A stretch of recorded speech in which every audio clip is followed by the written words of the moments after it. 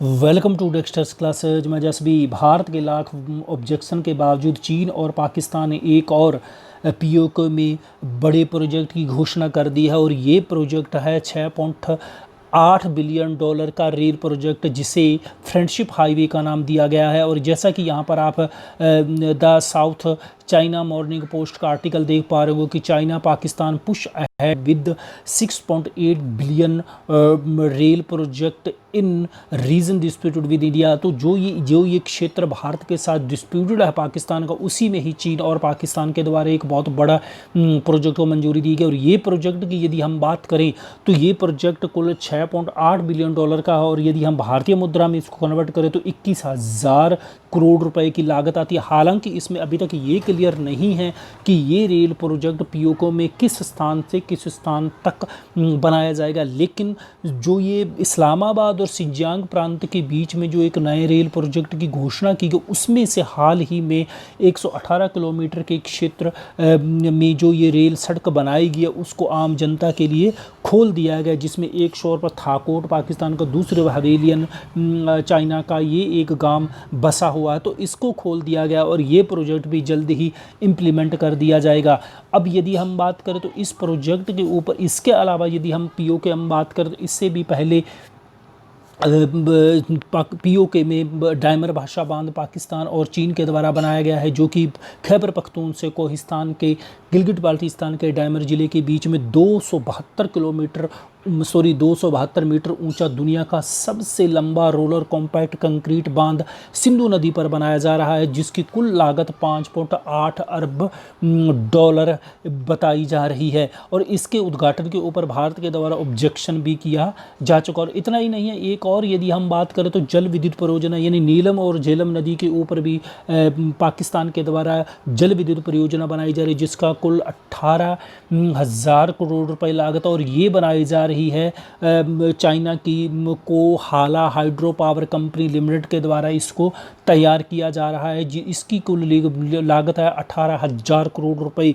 तो आप अंदाज़ा लगा सकते हैं पाकिस्तान में कितने बड़े लार्ज स्केल पर चाइना के द्वारा इन्वेस्टमेंट किया जा रहा है, लेकिन ये किस लागत पर, किस इन्वेस्टमेंट पर है, कितना इसके ऊपर इंटरेस्ट लगेगा, इसके ऊपर किसी प्रकार अभी तक भी क्लियरिटी नहीं है। तो जो कहने का मतलब यही अंतर्राष्ट्रीय, यदि हम विशेषज्ञों की हम बात करें या पाकिस्तान के डिप्लोमेट्स के हम इंटरव्यू देखें तो वो ये कह रहे हैं कि ये इसके ऊपर क्लियर ही नहीं है। और आने वाले समय में चीन का पाकिस्तान भी एक उपनिवेश बन जाएगा, यानी कि चीन कम्प्लीटली पाकिस्तान के ऊपर कब्जा कर लेगा, जिस स्तर पर ये लगातार भारी भरकम इन्वेस्टमेंट कर रहा है।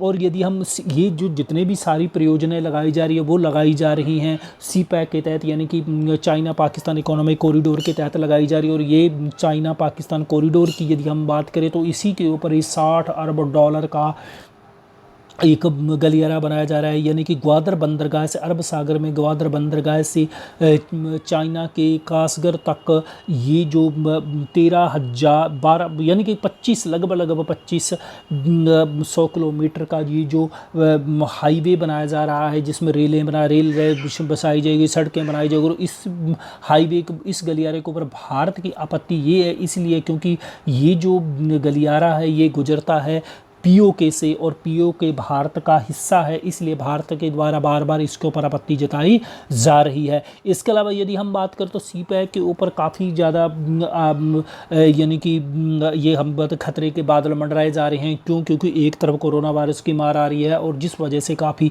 महंगा ये प्रोजेक्ट साबित हो रहा है, तो वहीं दूसरी तरफ लगातार बलूचिस्तान के रिबेल्स के द्वारा इसके ऊपर लगातार हमले हो रहे जा रहे हैं, क्योंकि उनकी आपत्ति ये है कि बलूच नेताओं की ये आपत्ति है कि जब ये चाइना के द्वारा इस प्रोजेक्ट को मंजूरी दी गई थी तो उनके लोगों के द्वारा वहाँ पर सलाह मशवरा नहीं किया गया है, क्योंकि बलूचिस्तान का पर पहला हक बलूच लोगों का है। और इसके अलावा जब ये हमलों को देखते हुए, बलूच लोगों के आक्रोश को देखते हुए चीन और पाकिस्तान के द्वारा एक स्पेशल फोर्स भी गठित की गई थी, जिसमें 13,700 स्पेशल कमांडो की भर्ती शामिल है। और इसके बावजूद भी आपने देखा होगा हाल ही में जून 2020 में कराची स्टॉक एक्सचेंज पर आतंकी हमला हुआ था, जिसके ऊपर पाकिस्तान और चाइना के द्वारा ये कहा गया था भारत के द्वारा करवाया गया, और ये इसके ऊपर यूएनओ में भी इस मुद्दे को लेकर गए थे।